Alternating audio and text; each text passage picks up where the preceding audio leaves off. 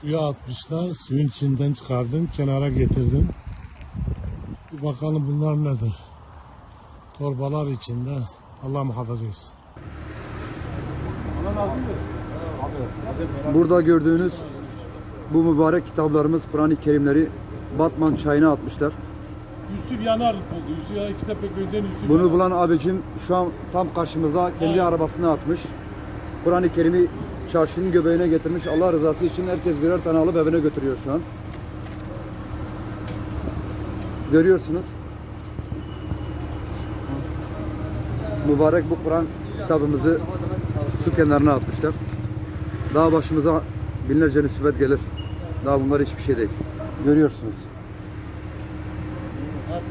Gider mi?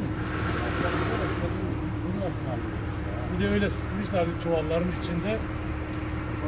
Hacı abi bunları nerede buldun? Batman çayında. Toplu halde değil mi Hacı abi? Yok yok.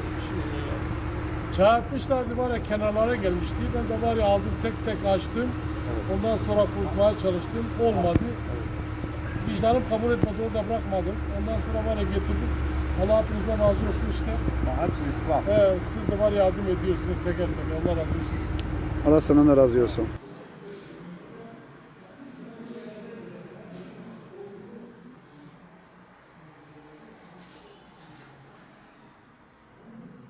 Ülkemizde ve ilimizde ve bütün dünyada İslam ülkelerinde Allah'ın kelamı Kur'an-ı Kerim'e saygı ve hürmetine Diyanet Sen Batman Şubesi olarak dikkat çekmek için bir basın açıklaması yapmasını faydalı bulduk. Bildiğiniz gibi Kur'an-ı Kerim Allah tarafından Peygamberimiz Hazreti Muhammed sallallahu aleyhi ve selleme vahiy yoluyla indirilen lafzıyla bütün mahlukatı aciz bırakan, okunması ile ibadet olan, mushaflarda yazılı, nesilden nesile tevatür yoluyla aktarılan, gerek lafız olarak, gerekse semane olarak %100 kelam-ı ilahidir. Kur'an-ı Kerim yıpranır, ondan yararlanamaz bir hale gelse de okunmayacak derecede yıpranmış ve eskimiş, silmiş, üzerine ayet-i kerime yazılı levha, sayfalar, okul kitapları ve benzeri şeyleri yerlere, çöp kutularına, sokak, cadde, pis mekanlara, ayak altına ve kirli sulara Allah kelamının atılmasının hiçbir izahı olamaz. Bilerek ve kasten ve önemsemeden Kur'an-ı Kerim'e saygılık yapan, şüphe ve ayetler altına alan insanı küfre götürür. Her Müslümanın Kur'an-ı Kerim okunması, muhafaza edilmesi konusunda çok dikkatli olması gerekmektedir. Kur'an-ı Kerim, musafların veya üzerine ayet-i kerime yazılı levha ve kitapların ateşte yakılmasını dahi bazı İslam alimleri caiz veya münasip görmemişlerdir.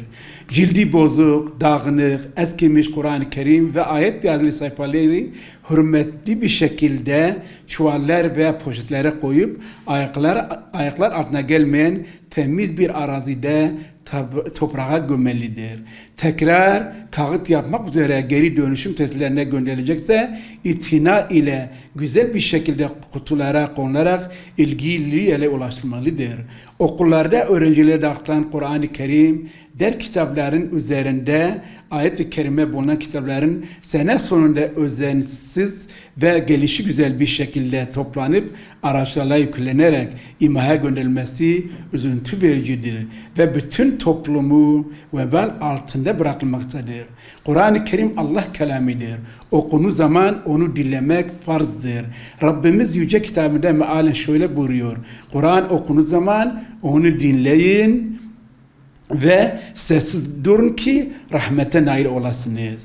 Ona ancak temizlenenler dokunabilir. Allah'ın kelamını abdesti taşımak haramdır. Onu ellemek, onu dilemek, saygı göstermek ibadettir. Hazreti Peygamberimiz sallallahu aleyhi ve sellem döneminde inkarcılığın elebaşları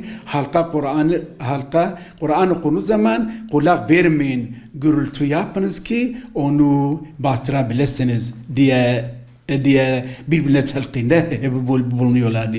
Ümmet her zaman Kur'an-ı Kerim'e canları pahasına sahip çıktılar. en güzel şekilde muhafaza ettiler. İmam Ahmed bin Hanbel dönemin iktidarı tarafından Kur'an-ı Kerim'e mahluk denmesi için ona işkence ettiler. Zindana attılar. Fakat o büyük zat canını verdi. Allah'ın kelamından taviz vermedi. Osmanlı Devleti'nin kurucusu Osman Gazi Kur'an-ı Kerim'in aslı olduğu odada sabaha kadar uyumadı.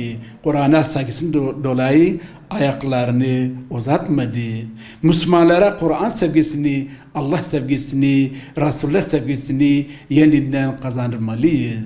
Camilerde, medreselerde, evlerde, okul ve diğer mekanlarda eskimiş, yıpranmış, ondan yararlanamaz bir hale gelmiş musafları imha konusunda her müminin sorumluluk şuuru içerisinde hareket edilmesi ve özellikle devlet yetkilerimiz ve Diyanet İşleri Başkanlığımızın, müftülerimizin vasıtasıyla halkımızı bilinçlenmesi ve imha konusunda öncülük yapmaları dini sorumluluktur.